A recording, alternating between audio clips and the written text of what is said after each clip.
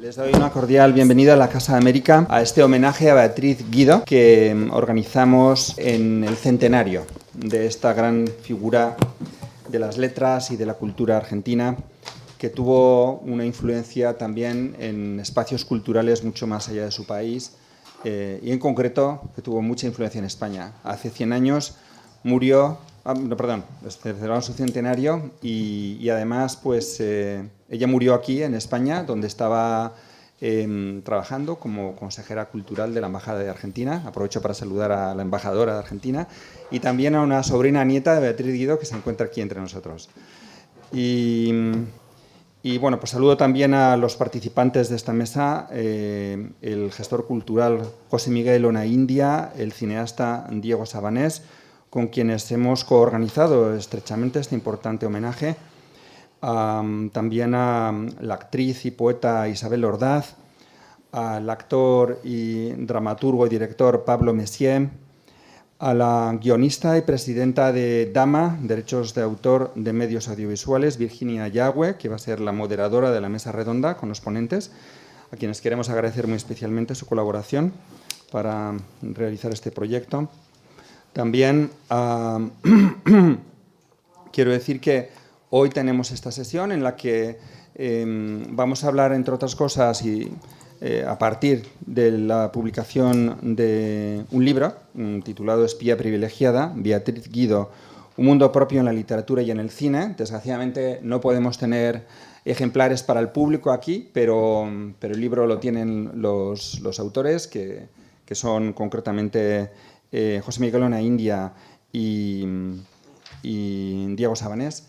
Y a partir de este libro, pues ellos van a ir comentando, también se van a intercalar algunas lecturas de Isabel Ordaz y de Pablo Messier. Y mañana tendremos la proyección de una película titulada La mano en la trampa, dirigida por Leopoldo Torres Nilsson, con un guión que está basado en un cuento de Beatriz Guido. Y pues, bueno, es una ocasión también de ver esta película, una gran película del cine argentino y una de las grandes películas de este gran director que fue Leopoldo Torres Nilsson. Estamos muy satisfechos de poder organizar esta actividad en la Casa de América. Llevamos unos cuantos meses trabajando, muy especialmente con José Miguel Onaindia, y realmente espero que disfruten la actividad, espero que vengan mañana también. Y antes de pasar la palabra a Virginia Yagüe, la moderadora, voy a hacer una breve mención de la trayectoria de José Miguel Onaindia, que es abogado, catedrático de la Universidad de Buenos Aires, promotor cultural en Argentina y Uruguay y consultor de organismos internacionales, además de ocupar en estos momentos cargos también en asuntos, concretamente en Uruguay, en relación con el teatro. Ha publicado numerosos libros sobre su especialidad y fue presidente del Instituto Nacional de Cine de Argentina y director del Instituto Nacional de Artes Escénicas del Uruguay, entre otros cargos. Diego Sabanés es guionista y director. Vive en España desde hace 20 años, cuando llegó con una beca al programa Ibermedia. Ha trabajado en cine, televisión y teatro, además de desarrollar sus proyectos como el largo Mentiras piadosas sobre cuentos de Cortázar. Ha publicado 2 investigaciones a partir de los diarios de trabajo y otros escritos de Juan Antonio Bardem. Y recientemente ha sido seleccionado para el programa de residencias de la Academia de Cine Español. Muchas gracias y paso ahora la palabra a Virginia Yagüe. Gracias. Pues como entenderán, es un placer como presidenta de DAMA, que es la entidad de gestión cultural de medios audiovisuales y con la que trabajamos estrechamente la relación con los autores del cine en sus ámbitos de creación, como son los directores y guionistas, las directoras y las guionistas. Y sobre todo es un placer estar presente en esta mesa, a invitación de Diego tan generosamente y de José Miguel, como yo misma, como guionista, la presentación de este libro titulado Beatriz Guido, Espía privilegiada. Es un placer, incido, porque este libro, a modo de investigación, rescata la figura de una eminente autora multidisciplinar, eminentemente multidisciplinar, que navegó por el proceloso, digamos, océano cultural, convirtiéndose en artista y proponiendo un realismo impresionante con su obra, con su forma de narrar y de afrontar la creación en su más amplia dimensión. Beatriz Guido lo hizo uniendo dos factores que cabe señalar. Ser mujer en un ecosistema eminentemente patriarcal, esto no ha cambiado mucho desde la época de Beatriz, y obteniendo también un gran éxito con sus propuestas. Una conjunción que históricamente ha sido recurrentemente penalizada en el mundo de las mujeres autoras y creadoras y que puede justificar de alguna manera el injusto olvido sobre una figura tan esencial como es la de Beatriz Guido. No puedo por más que reconocer el estupendo y admirable trabajo de los dos autores de este libro, José Miguel Onaindia y Diego Sabanés, que han realizado este trabajo para rescatar el nombre de Beatriz Guido del ostracismo, casi como si fueran los protagonistas de una novela de investigación de Roberto Bolaño. Dos intelectuales en busca de una autora, podríamos subtitularla. Acompañados en este caso por dos cómplices necesarios, como son Isabel Ordaz y Pablo Messier, que son dos conocidísimos actores. Isabel, conocidísima y admirada actriz de cine, televisión y teatro, a la que la hemos podido ver, entre otras muchas obras, en Los días felices de Beckett, así como más recientemente, y que ha trabajado, por ejemplo, en La Abadía, junto al propio Pablo Messier, actor, dramaturgo y director, que está a punto de estrenar en el Centro Dramático Nacional su obra Los gestos. Isabel y Pablo, como han anunciado antes, leerán distintos fragmentos en los que podremos reconocer la voz imperiosa de Beatriz Guido. Entonces, si me permitís, vamos a iniciar este coloquio que pretende acercaros a este libro, al que os invitamos a comprar, desde luego, está a disposición, sobre todo en 8,5. Yo creo que es un referente de librería del sector que es importante tener muy presente y en cuenta. Y sobre todo, leyendo el libro, Diego y José Miguel, surgen datos asombrosos, ¿no? Como Beatriz coescribió 25 películas, fue un éxito de venta en los años, sobre todo 60, como el MoMA de Nueva York hizo en el 65 una retrospectiva de 7 películas escritas por ella y dirigidas por su pareja, Leopoldo Torre Nilsson, como el Royal Ballet estrenó una coreografía basada en su primera novela, por eso hablamos de artista completa y multidisciplinar, y sin embargo, su nombre es bastante desconocido entre las nuevas generaciones y en el ámbito español específicamente. Entonces, os pregunto directamente a bocajarro, José Miguel, sí, ¿cómo surgió la idea de este rescate de una figura prominente? Gracias, Virginia, gracias a Casa de América y a todos los presentes. Le agradezco a la embajadora, porque además hay un hecho que bastante necesario de destacar, que Beatriz Guido murió aquí en Madrid, como ya lo dijeron, siendo agregada cultural del gobierno de Raúl Alfonsín, la primer agregada cultural de ese periodo democrático. El embajador es hijo de Raúl Alfonsín, Ricardo Alfonsín, así que agradezco muchísimo la presencia. Sí, ya sé, pero su presencia está en representación. Bueno, vos me decías, Virginia, ¿por qué se nos ocurrió? Se nos ocurrió porque yo voy a hacer en esto bastante, como hay muchas caras amigas y mucha gente conocida, bastante personal. A mí la escritura de este libro me surge por dos sentimientos que no son demasiado nobles, el fastidio y el miedo. El fastidio a un olvido injusto, porque la omisión de Beatriz Guido no es una omisión inocente, es una omisión dolosa, es una omisión intencional. Es tratar de borrar un rastro de una persona que tuvo una vida esplendorosa, porque conoció la fama y el prestigio desde muy joven, fue una gran figura, murió en este país siendo agregada cultural de la embajada, con todos los honores de Estado por los que fue acompañada, y luego olvidada. ¿Por qué vos creo que ella cometió pecados acumulativos? Vos dijiste dos: el ser mujer, el tener éxito y el no plegarse a las modas políticas de su generación, ni de los intelectuales de su generación. Ella se mantuvo en su posición de origen frente al peronismo, como una posición muy crítica que había tenido la izquierda tradicional durante los años 40, y ella no lo cambió y escribió una novela que se llamó El incendio de las vísperas, que fue uno de los grandes éxitos editoriales de la Argentina en la década del 60, que le trajo aparejado una gran condena de sus pares y de la crítica. Entonces creo que estos pecados acumulativos hicieron que luego ella pasara a este olvido, luego, insisto, de haber sido una persona realmente muy relevante, no solamente dentro de la cultura, sino, vos lo indicaste también, lo fue en muchas materias y en el ámbito cultural fue una gran promotora de la cultura. Una gran gestora cultural, término que en su época no se usaba. Y entonces yo creo que a mí me provocaba ese fastidio que esta figura, o sea, encontrarme con personas nacidas en los años 70, artistas, creadores, que tienen marcas en su obra de la obra de Beatriz y que sin embargo desconocían el nombre. Entonces me pareció que traer el nombre era, bueno, algo que sentía como necesario.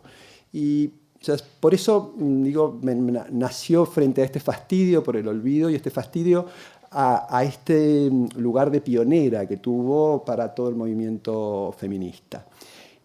Y el miedo, porque a mí me produce más miedo el olvido que la muerte. Me parece que es un sentimiento que me resulta más difícil de concebir, ¿no? Entonces el borrar la memoria de alguien que fue protagonista, que influye, me parece que era necesario, o yo sentí que era un gesto que debíamos tener frente a una persona que no es la única víctima de la amnesia que sufre la sociedad argentina frente a los hechos, pero que si hablamos siempre de memoria histórica, la memoria cultural es una parte fundamental de la memoria histórica. En mi caso particular, yo descubrí el trabajo de Beatriz cuando estudiaba cine, viendo sus películas, sobre todo las de fines de 50 y principios de 60, perdón, y la verdad es que me asombraba mucho que no se la estudia más como guionista. Es cierto que la poca gente que recuerda hoy a Beatriz en Argentina la recuerda sobre todo por su trabajo literario, pero yo creo que fue una guionista excepcional y me di cuenta, haciendo la investigación, que hay cierta duda de que, bueno, las películas eran de Torre Nilsson, ¿no? Entonces escribían los guiones juntos, en las últimas películas también participaban otros co-guionistas, entonces aparece como un poco diluida la importancia de ella como autora en las películas que, digamos, se atribuyen a él como director, también porque ella misma decía que la película es del director, lo dijo en cantidad de entrevistas. Pero, por suerte, en el Museo de Cine de Buenos Aires se conservan los guiones. Yo que en los últimos años me puse a investigar, pues lo sabes muy bien, a raíz del trabajo sobre Bardem, en los proyectos, ¿no? Yo creo que es muy interesante ver como la génesis de cómo se llegan a hacer las películas. Y descubrí los guiones y me puse a compararlos con los cuentos, con las novelas. Y es muy interesante porque muchas ideas, muchas propuestas visuales, narrativas muy contundentes de Torre Nilsson, que era un director excepcional, en realidad ya están presentes en los cuentos, en los guiones de ella. Entonces es evidente que había una compenetración muy grande entre ellos y ellos mismos lo decían en muchas entrevistas, como lo afirma gente que trabajó con ellos. Pero a veces también había una cosa como de que se dudaba de si las películas eran más de él que de ella, si ella escribía algunos cuentos después de que se habían escrito los guiones, porque en realidad había cierta confusión respecto a las fechas de publicación, porque se consideraban fechas de publicación de los cuentos cuando se habían editado como libro, y en realidad investigando descubrimos que antes se habían publicado en algunos suplementos literarios, entonces en realidad eran anteriores a los guiones, cosa que no se sabía. Entonces a mí me parecía interesante hacer esa especie de rastreo y de estudio, ver cómo una misma idea va evolucionando, ¿no? De un argumento, un personaje, de un cuento, aparece resignificado en otro, reelaborado en otro, y luego aparece en un guión, pero luego hay otra novela que lo toma y lo desarrolla. Entonces, eso fue un poco a mí la línea de trabajo que personalmente me interesó y que también entiendo que es una puesta en valor de una guionista, porque ¿cuántas guionistas había en el cine argentino en esa época? Mujeres, muy pocas. Yo no sé si había alguna otra, no soy un especialista en historia del cine, digamos. En Argentina no sé si hay otra guionista mujer, sin duda ninguna que haya escrito esta cantidad de películas o que haya participado como coautora en esta cantidad de películas. Entonces ya eso solo me parece que era importante de rescatar. Y también me asombró que no hubiese ningún escrito previo que la pusiera ella en valor como guionista. Eso en nuestro país es como asombroso. Y bueno, un poco a raíz de ahí aparece Espía Privilegiada. Desde luego es algo de agradecer que tomarais esta batuta para reivindicar una figura insurgente, resistente, indómita también, penalizada por toda esta trayectoria que también contáis, pero sobre todo me interesaría saber cómo son los inicios de Beatriz, cómo arranca Beatriz su carrera. Bueno,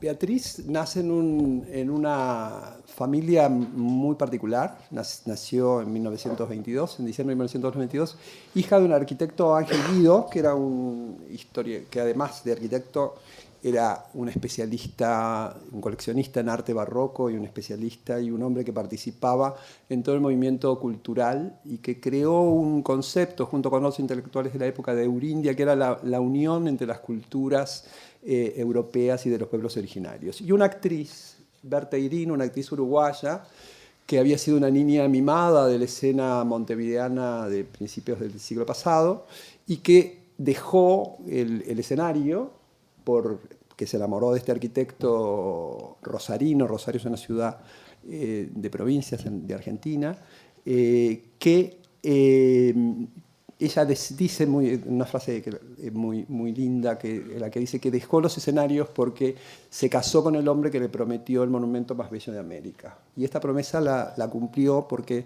el Ángel Guido es uno de los diseñadores y constructores del monumento a la bandera que está erigido en la ciudad de Rosario.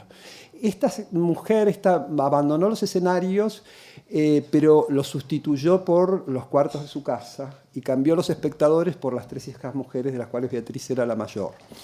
Y estas niñas eran las que escuchaban recitar a Lorca, recitar a Rubén Darío, pero también cuentos macabros, cuentos policiales. Entonces, ese fue el ambiente cultural. El padre la llevaba a Beatriz a todas las conferencias, y entonces tuvo digamos, un contacto con la cultura en su hogar natal muy fuerte, donde conoció a grandes figuras de la intelectualidad del momento. Luego estudió, lo que era bastante poco habitual en ese momento, estudió filosofía en universidades argentinas y estudió filosofía en Roma con Benedetto Croce y Guido de Ruggiero. Viajó en su adolescencia acompañando a su padre a México y Estados Unidos, a la Europa de preguerra, y luego vino sola a estudiar filosofía a Roma en este viaje. Escribió quedó muy cautivada por los escritores existencialistas, fue amiga y alumna de Gabriel Marcel, que hoy no se recuerda mucho, pero era un francés dramaturgo, filósofo, existencialista católico, y ella tradujo toda la obra dramatúrgica del francés al español y se publicó en Argentina. Y escribió muchos artículos sobre filosofía, ¿no? Y escribió 3 libros, de los cuales ella no abjura, los olvida. Cuando tiene su gran iniciación, protagoniza un hecho bastante poco frecuente, que es gana un concurso literario de narrativa en 1954 con su novela La Casa del Ángel, ¿no? Que es la que ella reconoce como su primera obra o el nacimiento de una escritora. Y lo que hace Beatriz a partir de allí es algo, o sea, no solamente se queda con el premio y con digamos, el hecho de haber escrito y haber participado en el movimiento cultural, sino que su literatura y su ficción es un trabajo de no solamente de transgredir lo que le estaba permitido a la mujer en la literatura. No es la primera mujer que escribe en la Argentina, no es la primera narradora, pero sí es la primera que toma los temas que estaban reservados al hombre y los procedimientos que estaban reservados a los varones. Ella no habla de temas sentimentales, no habla de temas intimistas, o no son la piedra fundamental de su ficción literaria, sino que trata la corrupción política, la sexualidad, el patriarcado y todos los movimientos. Y bueno, hace una obra que es una operación de apropiación de lo que era la literatura reservada en temas y en procedimientos. Y digo procedimientos porque también toma la primera persona masculina para narrar algunos de sus relatos. Diego, ¿quieres añadir algo? Sí, y en ese surgimiento, digamos, ese acercamiento a la literatura, que empieza siendo como colaboradora mientras todavía estaba estudiando filosofía dentro de la corriente existencialista, empieza a publicar artículos en una revista rosarina, que es Espiga, y luego participa de la fundación de otra revista cultural, que era Confluencia, donde también escribe varios artículos, y mientras sigue con su primera novela. Ella, en el año 51, conoce en la casa del escritor Ernesto Sábato a Torre Nilsson, y a partir de ese momento empieza una relación con él. En ese momento ambos están con otras parejas previas, digamos.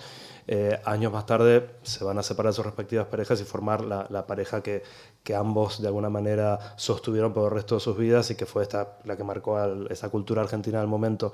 Y ella dice que fue él el que la incentivó a que se presentara en ese concurso de MC con la Casa del Ángel, y que ganara y terminó siendo, digamos, ganadora de ese concurso, y va a ser la primera película que hagan juntos, además.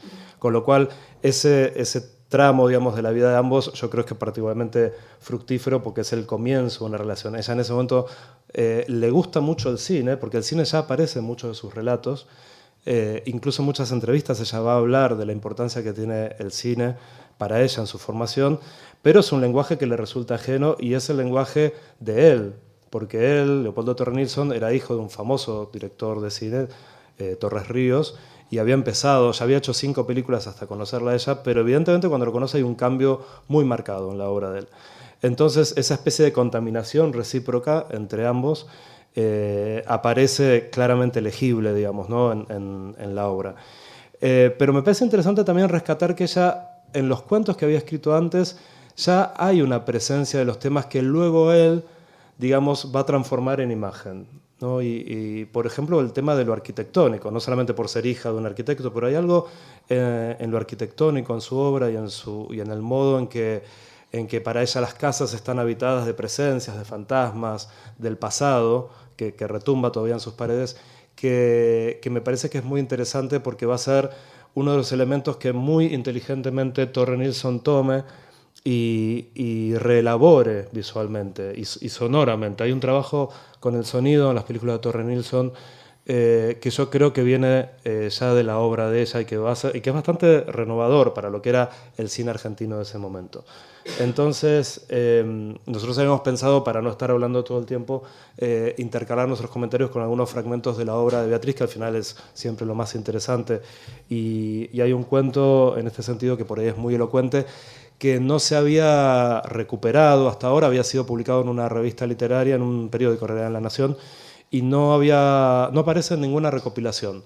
Nuestro libro, además de otras cuestiones como testimonios y demás, de gente que trabajó, vivió de cerca con ella, recupera 15 textos que llamamos inéditos, aunque no todos técnicamente lo son, pero digamos que son recuperados. Y uno de ellos es el cuento Paredes Huecas, que si les parece bien podemos escuchar aquí en la voz de Isabel Horda. Pues feliz de estar aquí, compartiendo con vosotros, con este personaje de esta magnitud que acabáis de describir, Beatriz Guido, y entre amigos, todos tan queridos, en esta tarde fría de Madrid, que, como notaréis, estoy saliendo de un catarro, con lo cual encontraréis todavía hilachas de niebla en mi voz. Entonces pasaré el espíritu y el talento de Beatriz, seguro que me ayudan a salir del trance. Paredes Huecas.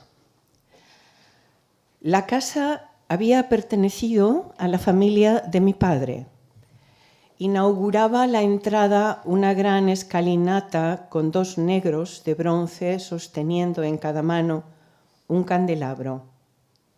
Los negros, con sus turbantes azules, contrastaban con el rosado de las paredes y las rejas de las ventanas.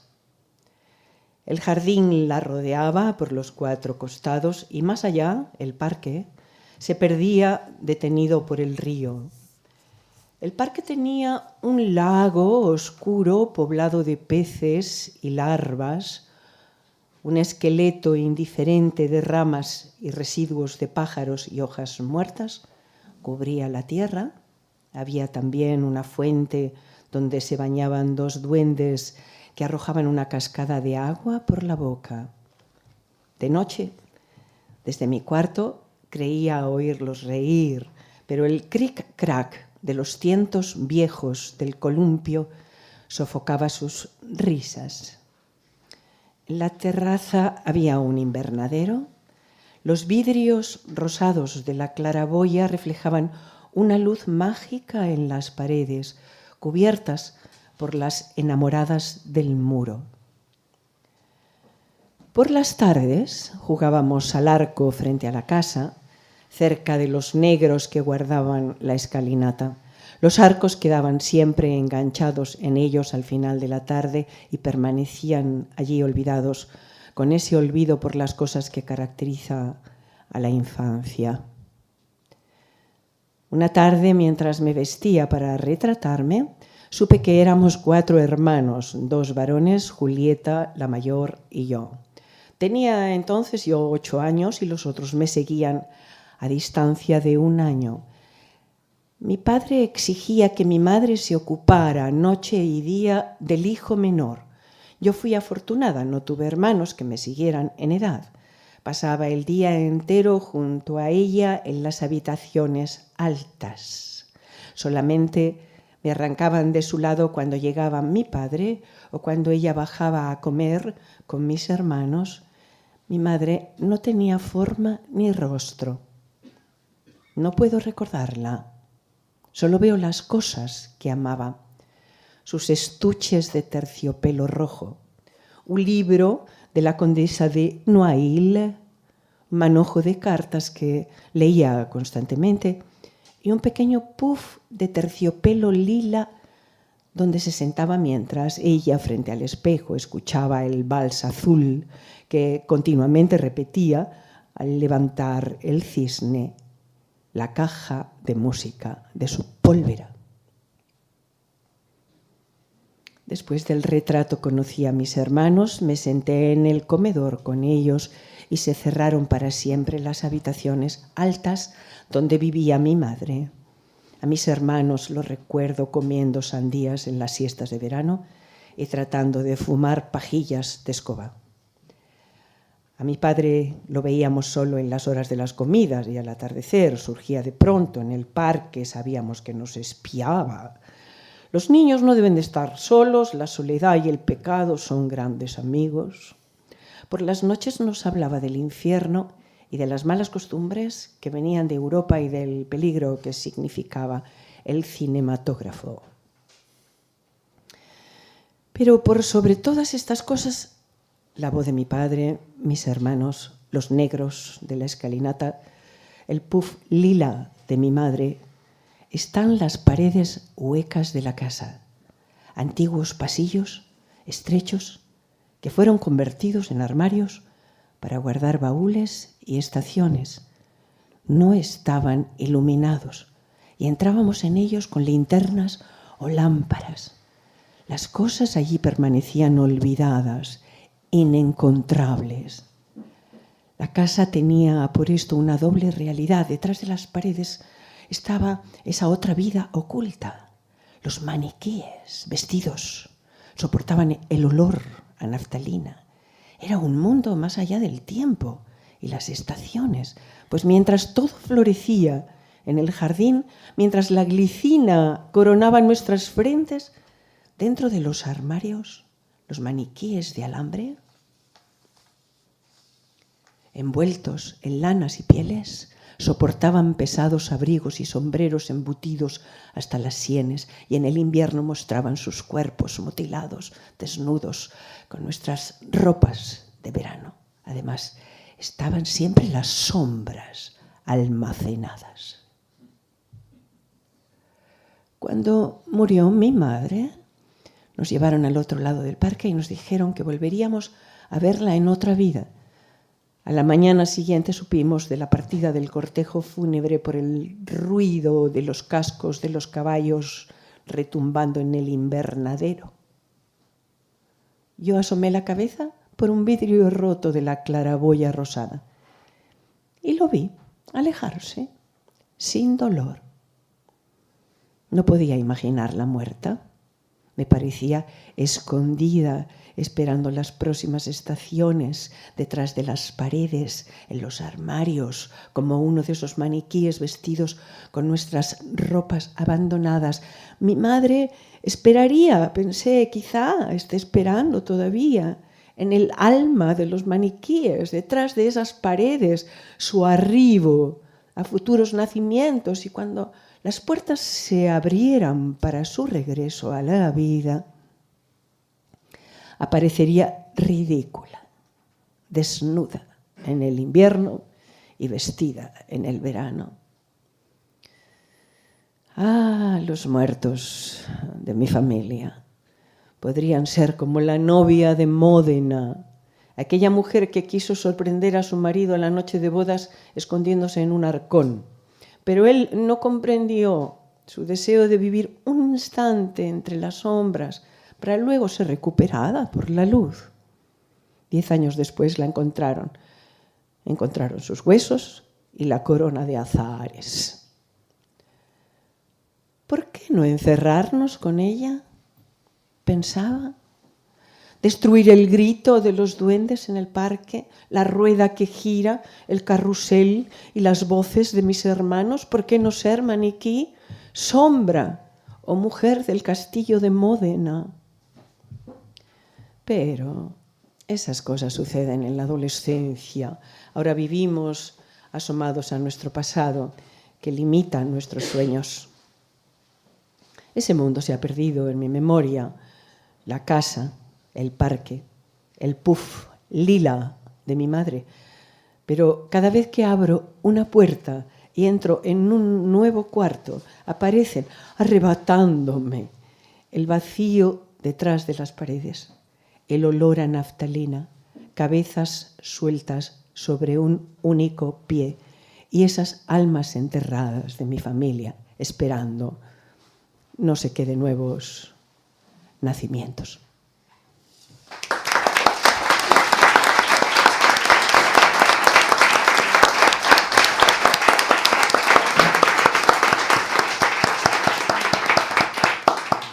Gracias, Isabel. Conoció a el que sería su futuro marido en casa de Ernesto Sábato. Es un buen arranque como definición de personaje, desde luego. Y esa fue su entrada en el cine, Diego, pero quizás conviene hablar de esa primera entrada, de sus primeras adaptaciones al cine. Sí, el cine, como lo podemos escuchar en este cuento, ya lo menciona. Este cuento, vamos a decir, uno no lo comprende al leerlo fuera del resto de su obra, pero en realidad un montón de temas que va a desarrollar luego ya están presentes en este cuento. Es como si fuera el germen de lo que luego se va a ir desplegando. Y aquí se menciona los peligros del cinematógrafo, ¿no? Hay una frase que habla de... Y esto es algo que se va a repetir también porque en el cine, que aparece primero en su ficción, por ejemplo, en La Casa del Ángel, la protagonista, que es una adolescente, va, una especie de niña en la pubertad, entrando en la adolescencia, va con sus hermanas y con su madre al cine a pasar las tardes, y cuando llegan las escenas de los besos, dice que la madre le tapa los ojos y no les deja mirar los besos. En cambio, cuando van con una especie de nodriza que tienen, en cambio, la nodriza no solamente les deja ver los besos, sino que le dicen, ahí viene, ¿no? Como para preparar ese momento. Y ella, la protagonista, luego, cuando vuelven a su casa, está tan impactada por esas imágenes y las piensa y las recuerda en la noche, que se siente perturbada, ¿no?, por lo que habían visto en la pantalla. A otra de las protagonistas de otra novela, La Caída, que personalmente son las que más me gusta, está sola en la ciudad de Buenos Aires, donde va a estudiar literatura, y pasa las tardes también en el cine, y en una de las escenas tiene un encuentro con un hombre que se sienta al lado de ella en el cine, ¿no? Entonces se habla de la sala de cine como un lugar también de encuentros furtivos, ¿no? Y me parece a mí como muy interesante esa idea que tiene ella de lo cinematográfico. Luego ya cuando empieza a trabajar con Torre Nilsson, esto va a cambiar, porque ella va a sufrir primero una especie de shock, que ella dice el dolor como escritora de tener que renunciar a un montón de cosas porque no caben en la película, ¿no? Entonces hay como un primer momento donde ella, para entrar al set, dice fue traumático porque Torre Nilsson agarró La Casa del Ángel y dijo no, esto no, y empezó a sacarle cosas, y ella lo describe en muchas entrevistas como un momento de shock, y dice, pero si esto es hermoso, dice, sí, pero no es cinematográfico, ¿no? Y entonces ella va a empezar a escribir también de otra manera. Igual yo, no sé si te pasó, pero recién escuchando este cuento, si bien es literario, está lleno de imágenes, ¿no? Uno puede entender que Torre Nilsson como cineasta leyera estos materiales y viera ya las películas, ¿no? Es muy evocador, sí. Total, más allá de las tramas. Pero bueno, te doy la palabra para no acaparar. Sí, porque luego llegan los festivales, llega el ámbito internacional para Beatriz, ¿no? Sí, en realidad en esta primera colaboración que hace con Torre Nilsson, con quien quiero destacar, con quienes estuvieron unidos desde que se conocieron, desde el 55, 54, 55, que pudieron concretar las separaciones. En Argentina no había divorcio, en Argentina hubo divorcio recién en 1988, por lo tanto esa relación sentimental y creativa se desarrolló frente a la clandestinidad, digamos, en una clandestinidad aceptada, porque no podían hacerlo de otra manera, o sea que ya había algo también muy provocativo en esta unión. Y cuando filman La Casa del Ángel, Beatriz, terminada la película, decide volver a Francia, sube al avión. En esa época los aviones tardaban mucho en llegar a París, ¿no? Muchas giras, o sea, era todo mucho más, no había vuelos directos y con frecuencia diaria, y ella viaja con las 12 latas que tenía una película en 1957, seduce a casi todos los jurados, pues era muy simpática, acá Macarena, que conocerá todas las historias de su tía, abuela. Tenía una gran facilidad para las relaciones y logra que la película entre en competencia. Y es la primera película argentina que entra a un festival internacional, al Festival Internacional de Cannes, donde no gana ningún premio del jurado, pero sí logra obtener un premio de la crítica para la actriz protagonista, Elsa Daniel. Y Beatriz cumplió siempre ese rol de abrir puertas, de ser una gran promotora del cine, de jugar siempre con su habilidad y su sociabilidad. Manuel Antín, que era otro director de la época que la apoyó mucho, dice que era una persona maravillosa que hablaba todos los idiomas en español, que podía convencer, a todos los jurados, y entonces las películas entraban en Polonia, en Italia, etc., porque Beatriz hacía ese trabajo para las películas filmadas por su pareja sentimental y artística, que también es algo bastante original, esta unión de la escritora y el director de cine, ¿no? Que conocemos más parejas literarias o parejas de otro tipo, pero esta fusión o esta unión es bastante particular, bastante dentro de la historia de la cultura, y Beatriz lograba que las películas tuvieran ese reconocimiento, las de ella y Torre Nilsson, y también la apertura. Y esto lo concluye con esta posibilidad que tiene al final de su vida.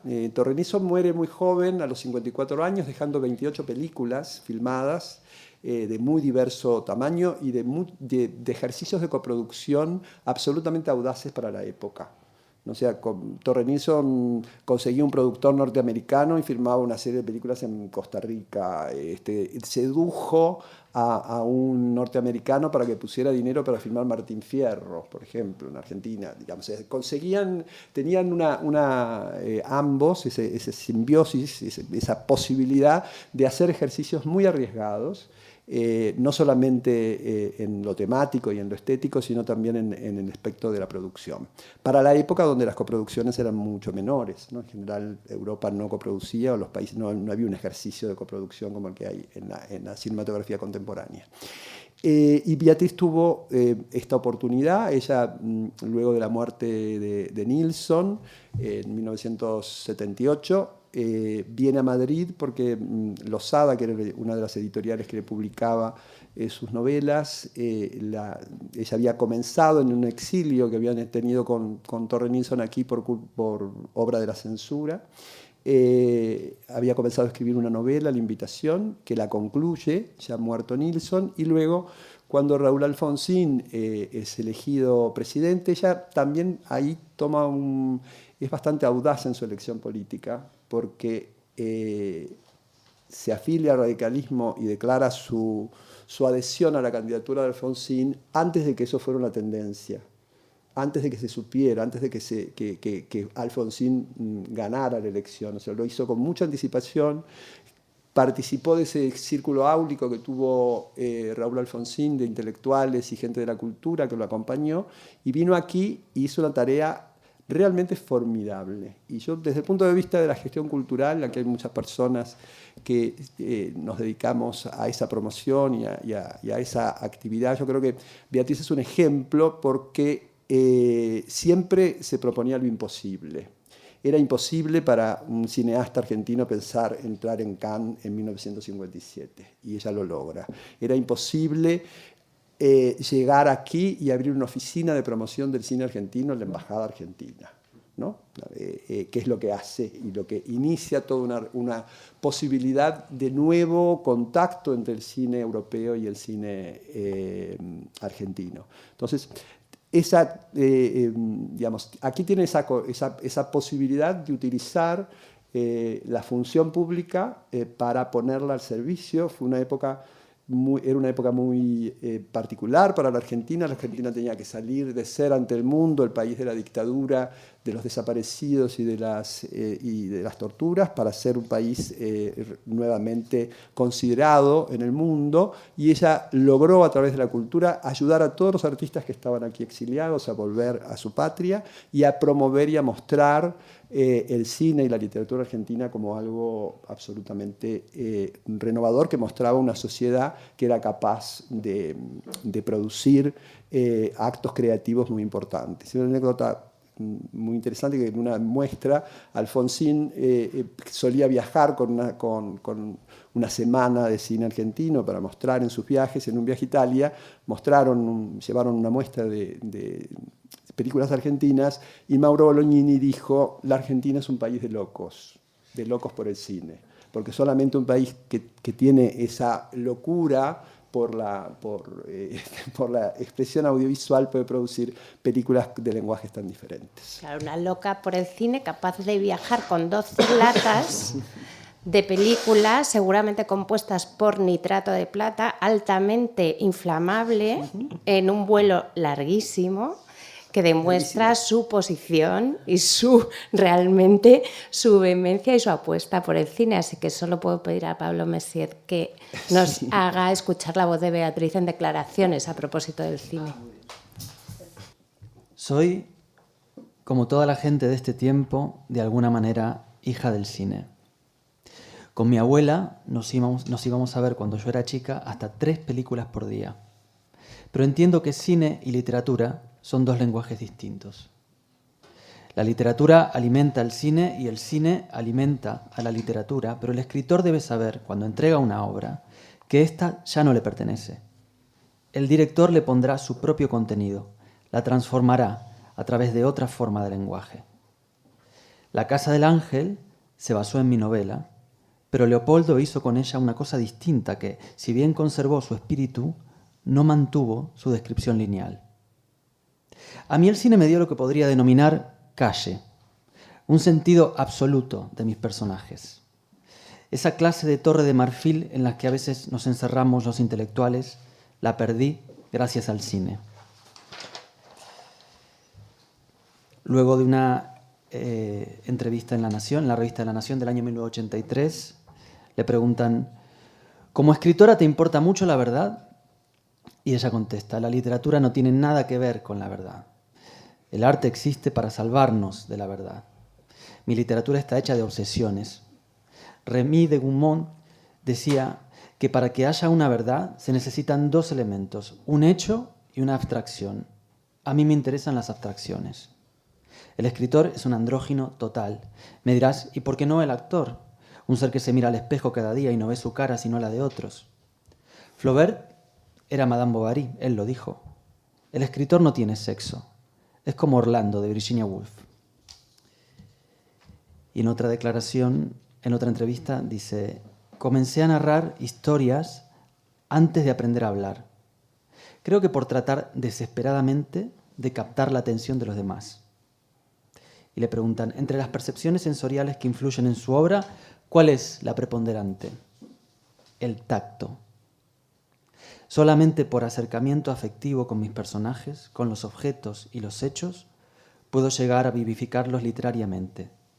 Tocarlos implica aprehenderlos. Y la última pregunta, ¿supone que el cine la ha apartado de la literatura o de su quehacer de escritores? Y ella contesta, el cine puede llegar a arrebatar de su misión al tipo de escritor contemporáneo objetivista. En mi caso, todo lo contrario.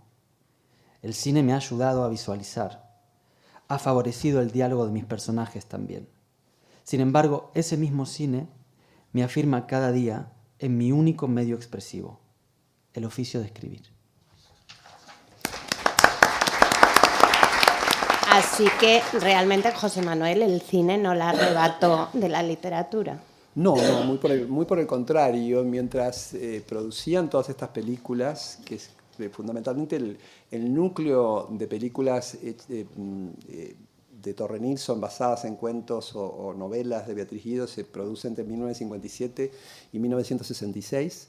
Ella escribe parte de sus obras fundamentales. Y en ese periodo ella escribe una novela que es la que la va a catapultar a ser el centro de las controversias no solamente literarias, sino también políticas.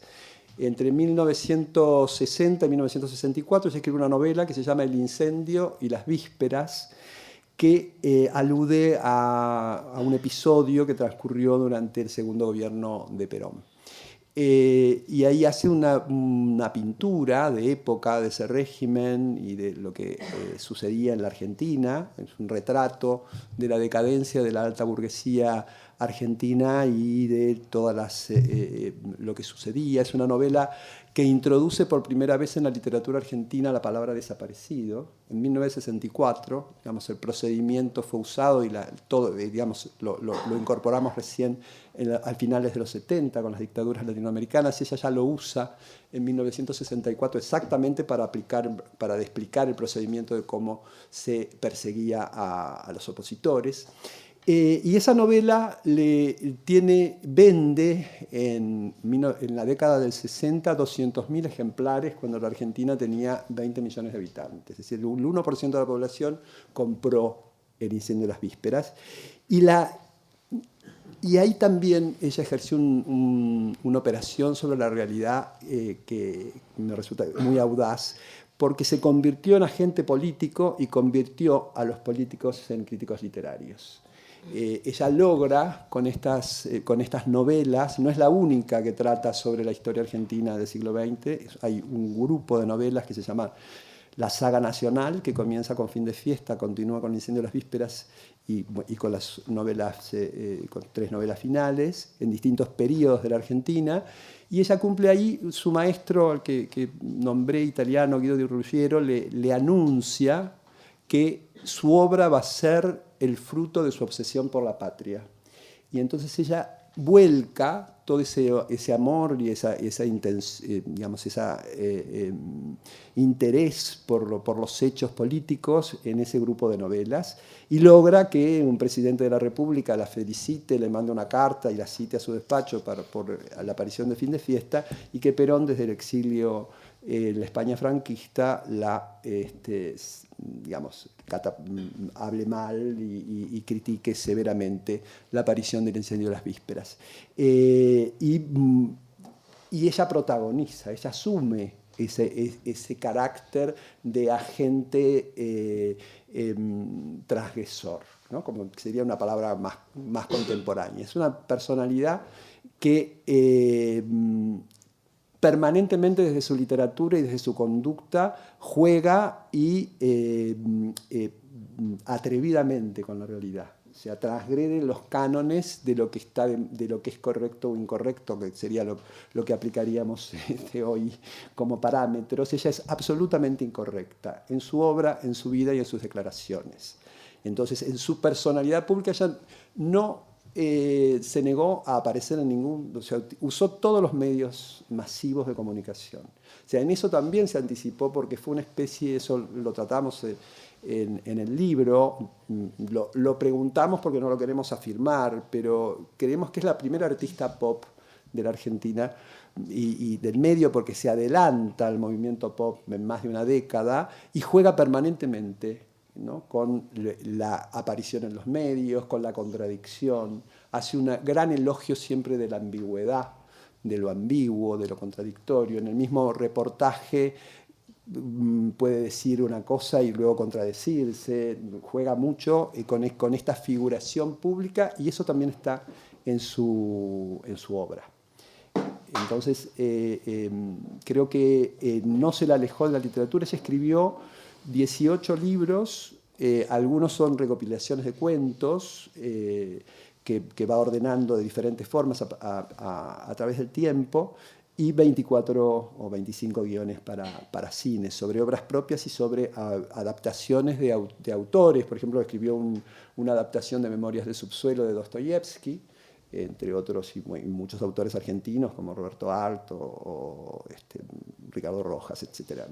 Martín Fierro también ella participa de ese equipo de guión. O sea que la literatura no la abandonó nunca, y el oficio de escribir no la abandonó nunca. Antes de morir, en 1988, publica aquí en España, en Alianza Editorial, Rojo sobre Rojo, que es su última novela, y que es su última novela que también trata un episodio de la vida política argentina, que fue el secuestro y la muerte del general Aramburu, que fue el presidente que derrocó a Perón en 1955. Sí, mostrando una valentía llamativa, que no sé si me atrevería yo, convirtiendo a políticos en críticos literarios, visto lo visto y oído lo oído, pero en cualquier caso, Diego, sí que establece el libro una hipótesis entre esta relación directa de literatura y cine, entre, por ejemplo, Fin de Fiesta y La Casa del Ángel, ¿no? Sí, porque ella escribe Fin de Fiesta cuando ya está trabajando, digamos, codo a codo con Torre Nilsson como su co-guionista, y también iba a los rodajes, no solamente se limitaba, digamos, a proveer argumentos y demás. Toda la gente que trabajó con ellos y con los que hemos conversado decían que Beatriz estaba siempre al lado de él y no intervenía, no opinaba. Yo le pregunté a varios actores que trabajaron en sus películas, actores y actrices como Graciela Borges, y nos decían que no, que digo, pero ustedes hablaban con ella de los personajes, porque yo me imaginaba, no, yo soy actor, estoy en una película y está la autora del guion ahí, voy y le pregunto alguna cosa. Me decían, no, a ella le encantaba hablar de otras cosas, nos preguntaban con quién estábamos saliendo, qué comíamos. O sea, a ella le gustaba como la experiencia sensorial y cotidiana, y de eso hablaba con otra gente, y hablaba con los eléctricos. Es como que, también, esto me lo decía Adriana, tu mamá, que ella se había criado en un ambiente muy intelectual, y de grande, y gracias a las películas, le gustaba este ambiente, este caldo de cultivo que son siempre todos los rodajes, donde conviven como locos una familia de gente disparatada durante algunas semanas, y a ella le encantaba hablar con los eléctricos, con los que hacían el catering, con los dueños de las casas donde rodaban, y todo eso, decía ella, que nutría después lo que escribía.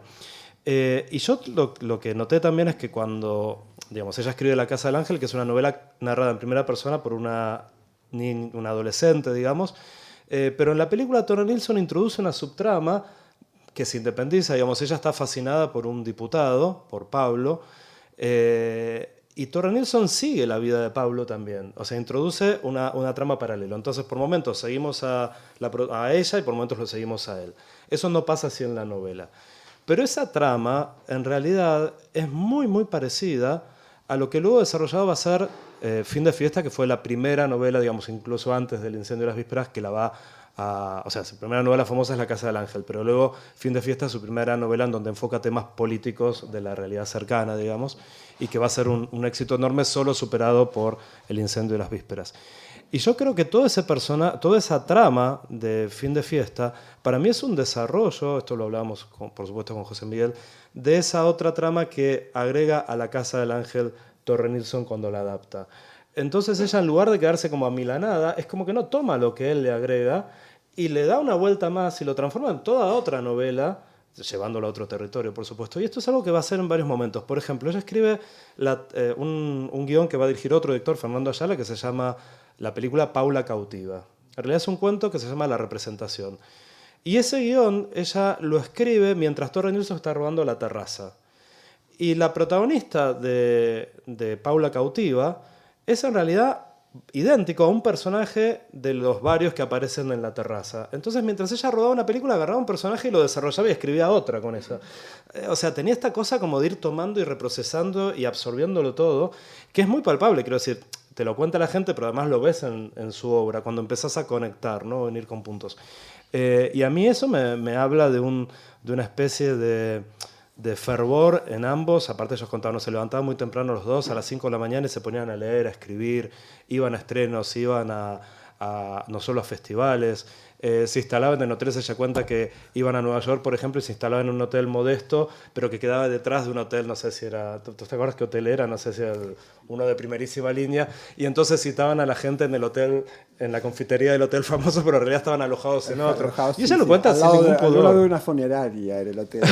No me acuerdo cuál y ella lo cuenta sin ningún Pierre, pudor, New porque York, le gustaba mucho jugar con eso y ser un personaje, digamos, un poco fabuladora, esto que decía, incorrecto. Sí. Ella dice, cuando la acusaban de mentirosa, ella decía: yo no miento, solo corrijo lo que la realidad tiene de falso. Y Graciela Borges, que fue una actriz fetiche del binomio de Torre Nilsson, Beatriz Guido, siempre dice algo que para mí la define maravillosamente. Dice: Beatriz mentía para hacer feliz a los demás. O sea, siempre trataba de elogiar, trataba de agradar, trataba de que el otro, o sea, le decía a un actor que Nilsson opinaba que estaba mucho mejor que los otros, y no era cierto porque no se veían los campeones. O sea, siempre iba como tratando de agradar y de que el otro se sintiera feliz, ¿no? O sea, tener a Beatriz Guido en un rodaje era un ejercicio para levantar la autoestima, porque siempre ella estaba alentando al resto de la gente y alentando a los demás a que se convencieran de su talento y de la eficacia de su trabajo. Que todos los que trabajamos en cine y en el audiovisual en general sabemos el valle de lágrimas que tenemos que atravesar para sacar proyectos adelante. Entonces yo siempre pienso, tener a alguien así que esté al lado y que te apoye, que te diga que sos genial, que bien que lo hiciste, no sé qué, es como la gloria, ¿no? O sea, ¿qué más queremos que tener a alguien al lado que nos apoye todo el tiempo? O sea, que yo entiendo que Torre Nilsson y ella formaran ese tándem tan inseparable, ¿no? Hasta que él falleció.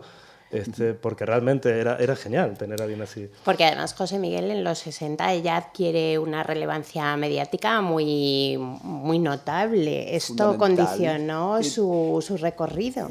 Ella era un personaje absolutamente... Hoy no hay ningún intelectual en la Argentina, al menos, que tenga el grado de reconocimiento público. O sea, todo el mundo entraba a Beatriz Guido y todo el mundo, aunque no hubiera leído sus libros ni visto sus películas, sabía quién era. O sea, un personaje que estaba presente en toda la agenda pública, opinando sobre los temas más variados y en todos los medios de comunicación.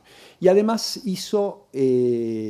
digamos, se adelantó enormemente. Vos nombraste lo del ballet, por ejemplo, que es algo increíble. O sea, en 1961, Kenneth Macmillan, que es uno de los grandes coreógrafos del siglo XX, escribe un ballet para el Royal Ballet de Londres y se estrena en el Covent Garden, inspirado en la novela de Beatriz Guido, no en la película, en la novela de Beatriz Guido y en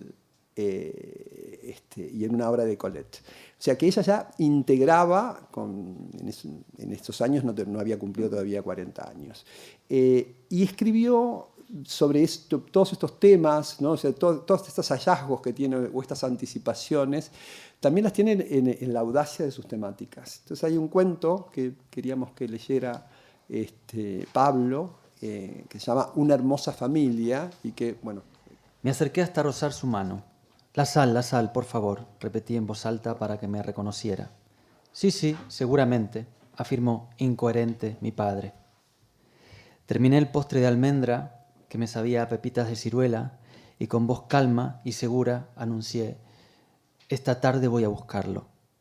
Yo me las arreglaré para convencerlo. No podemos seguir así nosotros dos, sin él. Es inútil, me respondió con voz quebrada. No lo conoces, Hernán, entonces. Y callamos hasta el infinito final del almuerzo. No sé si dije que habíamos sido una familia, una hermosa familia. Fue después de la muerte de mi madre, excesivas dosis, dijeron los médicos, cuando Hernán vino a vivir con nosotros. Hernán, mi amigo Hernán Laplace, vendrá a vivir con nosotros. Así no nos sentiremos tan solos, había dicho mi padre. ¡Qué lástima! Ya no nos invitará a comer al Plaza. Allí vive, ¿no es cierto? ¿Por qué no nos mudamos nosotros al hotel? ¿Por qué no vive todo el mundo en hoteles? No te preocupes, me contestó. Hernán convertirá esta casa en un hotel si nos descuidamos. Primero llegaron sus 18 baúles. Cada uno de ellos llevaba un membrete que decía Asia, África, China, Francia, Medio Oriente. Después llegó él, sin saludar a los sirvientes que lo esperaban en fila, ni siquiera a mi padre, me tomó de la mano. Llévame a tu cuarto. Quiero ver a qué distancia está del mío. Tengo el sueño liviano. Podés llamarme a cualquier hora. No saldré nunca de noche. Tu padre tampoco. Y ahora, a los baúles. Solos, vos y yo.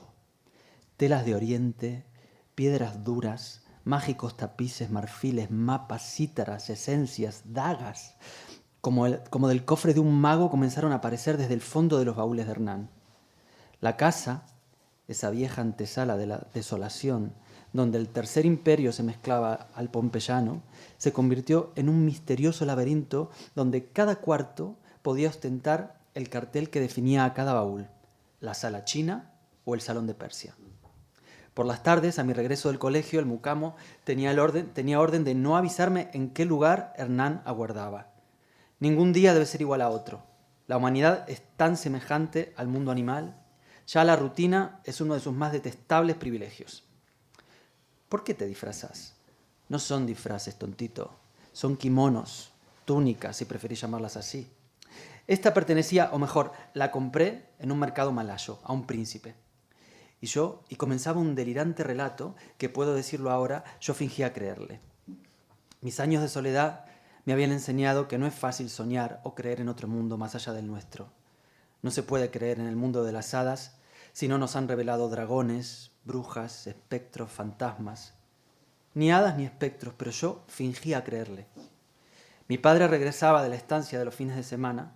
Hernán nos hacía un plan de paseos, cines, teatros y comidas. Éramos felices, nosotros tres. Nunca había visto a mi padre sonreír de esa manera. No puedo decir reír porque no rió nunca, que yo sepa. ¿Sabes una cosa? Hernán es mi madre.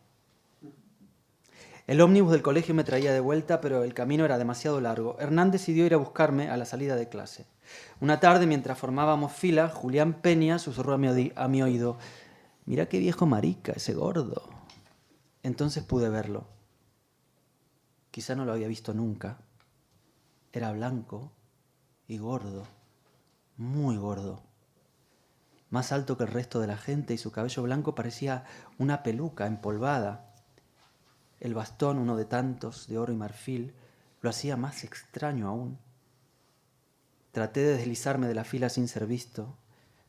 Me acerqué a Hernán. «Apúrate, vení para acá, no esperemos la campana». «¿Qué te pasa hoy?»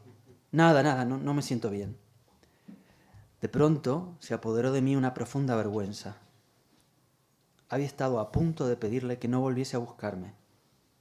Los días siguientes, con cualquier pretexto, me separaba de mis compañeros, pero Julián fue implacable. «Che, ese que viene a buscarte, ¿qué es? ¿Tu niñera?» «No, mi mamá», respondí, bajando la cabeza. «Hijo de...». Entonces afirmó con la boca llena de caramelos. Con gran alivio vi que esta vez había venido a buscarme solo el chofer. Busqué a Julián Peña. «¿Qué dijiste de mi amigo?». Repetí lo que me dijiste. No tuvo tiempo de responder. Rodamos por el suelo. Sí, gritaba. Es la hembra de tu viejo, me lo dijo mi hermano, todos lo saben. Golpeé sin piedad. Nadie se atrevió a separarnos. Dejé de golpear cuando descubrí las polainas de Hernán. Me tomó de la mano como aquel primer día, atravesamos una larga fila de guardapolvos, rostros mirándonos en silencio. Al llegar al auto me eché a llorar. Esa noche no bajé al comedor. Solo cuando oí sus pasos descender por las escaleras y pasar frente a mi puerta entreabierta, me levanté de la cama, pero no lo detuve. Llegué al hotel, averigué el número de su habitación, vi unas pequeñas valijas de avión abiertas, esparcidas por el suelo. Apareció Hernán, con el mismo batón hindú con que solía esperarme a mi regreso del colegio. No levanté los ojos de la alfombra. Es necesario que vuelvas. No podemos vivir sin vos, papá y yo. Nos moriremos, dije sin titubear. Me tomó en sus brazos. ¿Sabes una cosa? Realmente sos una vieja gorda. Por eso pensé que eras mi madre. Yo no la tuve. Sí, lo sé, afirmó con voz débil, mientras el latido de su corazón me impedía escucharlo. Pero hay una cosa que vos no sabés todavía. En este mundo no hay una familia como nosotros. Y vos tenés que vivir en este mundo. Por eso te pido que te vayas ahora. Tu padre está solo, te necesita más que nunca. Volveré, quizá. Siempre fuiste un chico distinto, adorable. Te mandaré recuerdos de todos los países de esta tierra inhabitable. Grandes, numerosos baúles, murmuré, a punto de llorar. Nadie viaja ya con baúles, solo los diplomáticos o los solterones como yo. A propósito, ya estás en edad de leer revistas como esta. Te las regalo. Only for Men. Me las trajeron confundidas. No tuve el valor de abrazarlo. No quería que me viera llorar. Al salir del plaza, abrí con disimulo la revista. Esa noche la clavé en la pared de mi cuarto. La fotografía de una mujer desnuda junto a una de Hernán, mi padre y yo, en el zoológico.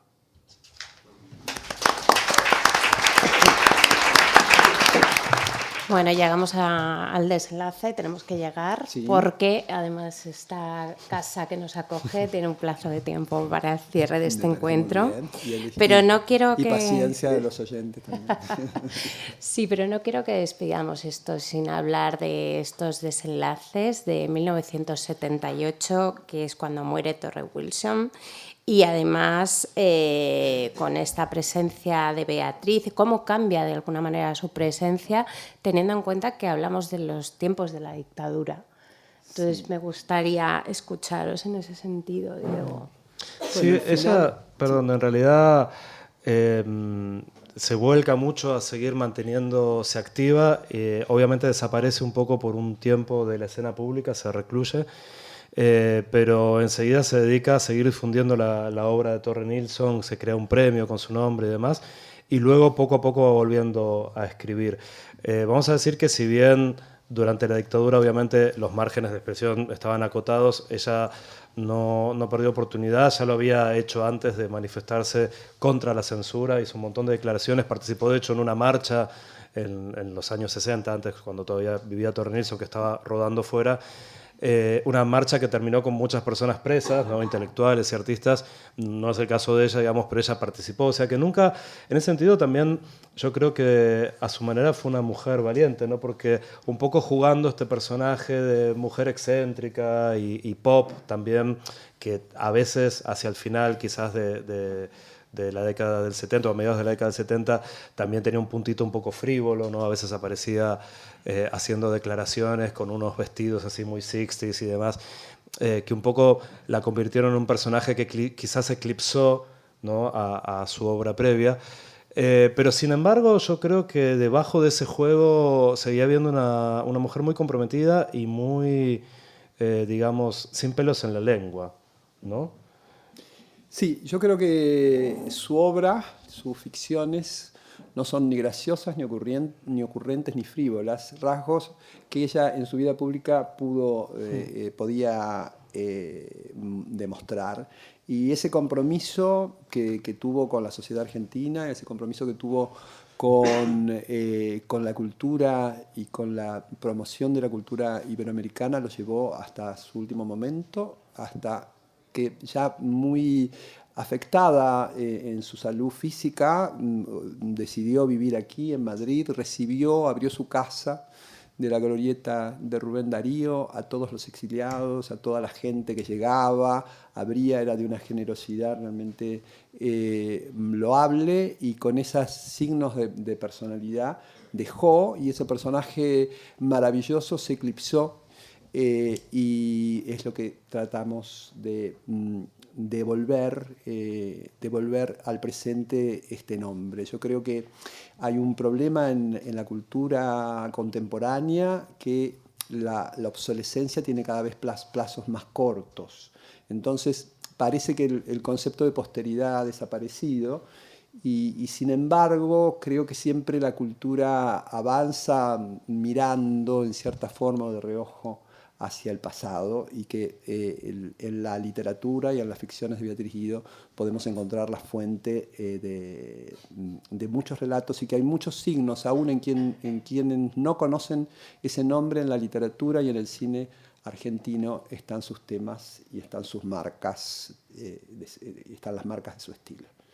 Pues para que no la olvidemos, la tengamos presente. Yo os invito, yo creo que este encuentro ha sido estupendo para acercarnos a esta figura, la figura de Beatriz, para tenerla muy presente, muy vigente. Os invito vivamente a comprar el libro, desde luego, porque creo que con esta antesala os hemos situado ya en esta necesidad de conocer en profundidad y en detalle a Beatriz. Y quiero pedir como colofón desde luego dar las gracias a Diego y a José Miguel por este, reitero, estupendo trabajo, pero sobre todo dar la voz y la palabra a Isabel para despedir este acto. Sí, mientras sube Isabel, decir también invitaros a todos a la proyección que va a tener aquí lugar aquí mañana a las 19 horas también, de La mano en la trampa, que es una de las películas que también más significativas, una película que ganó en el Festival de Cannes en el año 61, el mismo año de Viridiana, el premio de Fipresi, y que reúne muchos de los motivos temáticos y visuales de este mundo extrañado, ¿no?, de extrañamiento tan presente en la obra de Beatriz. Si entreabres la ventana de par en par, se enmarca la estatua de Rubén Darío. También verás a mis sobrinos, los grandes y los pequeños, saltar a la plaza por las ventanas. Y si te olvidas las llaves del portal principal, metirás piedras a los cristales, como hacen en los pueblos, y bajaré a buscarte, Pepe Bianco. Entonces nos sentaremos en el Alféizar al atardecer y escucharé nuevamente tu viaje a México. Es bella la casa del poeta, la de Octavio Paz. Fuiste invitado, tierno, admirado, al convite del Olimpo. Remedemos a Darío. Son bellas, muy bellas, las galerías y los patios que tenéis de habitar, que venís de habitar. Y las bibliotecas, ¡ay, las bibliotecas! Con escalerillas corredizas y desordenadas, impenetrables escritorios, tanta tierra como sabiduría. ¿No es cierto? Es bella esta casa de Madrid, aún benaventina, de protocolos y marqueses, con puertas de vidrios esmerilados que adivinan tu sombra antes de abrirse. Los salones son tuyos y la fragancia afoscata, caoba o cedro recuerdan tu casa de Cerrito, o la de Victoria, o tu casa de Juncal ahora. Libros cosidos con hilo de Irlanda y tapas de papel Canson, cazar palabras, desentrañar pronombres o proposiciones, preposiciones. ¿No es acaso para nosotros, los deformados, el juego erótico por excelencia? Salíamos a la calle, ebrios de palabras, recitábamos a Silvina Ocampo o un desconocido poema de James. En tiempos de prisa, por no decir de rock, un taxi nos llevaba al Escorial, con Pepe Lamarca, Daniel Moyano, en fin, al regreso, el desayuno con Blas Matamoro. Y ahí estás, tan cerca de mi casa, otro verano europeo.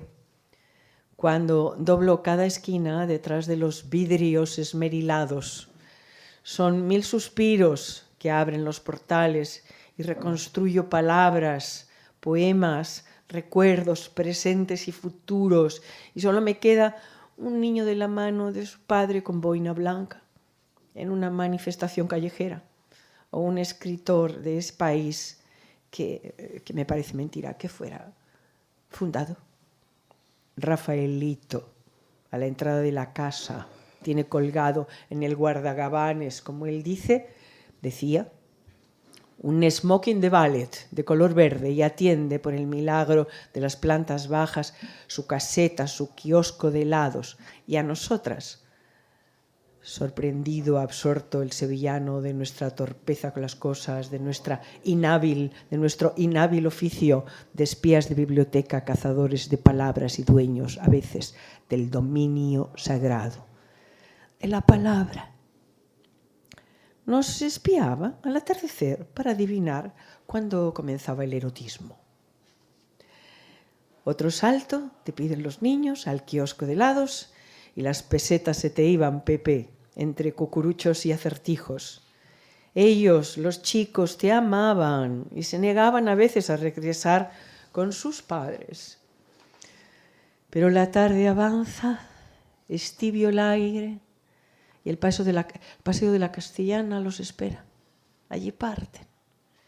Yo los despido desde la balaustrada de nogal de los ventanales. La noche comienza en este verano sin suspiros del 84. Dicen que a Rafaelito, el ballet, el sevillano, el heladero, lo mató una moto en la Castellana. Lo levantó en el aire. Se lo llevaron 2 ángeles, sí, para que siga cuidándote, Pepe, con su smoking de luces, su vocabulario soez y tierno, testigo único de un último verano lleno de perfumes y de sombras, lejano de los jazmines del Cabo.